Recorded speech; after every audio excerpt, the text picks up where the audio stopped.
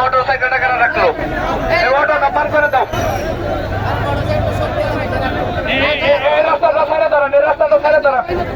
এই ছাত্র দল যুবদল ঢুকবে না, শুধু বিএনপিরা ঢুকবে, বিএনপিরা ঢুকবে শুধু, ছাত্র দল যুবদল ঢুকবে না। আমরা যে যেখানে আছে ওখানে থাকবো। ছাত্র দল ঢুকবো না, জায়গা নাই, ঢুকবো না। লক্ষ্মী বাইরে নেই এই বর্তমান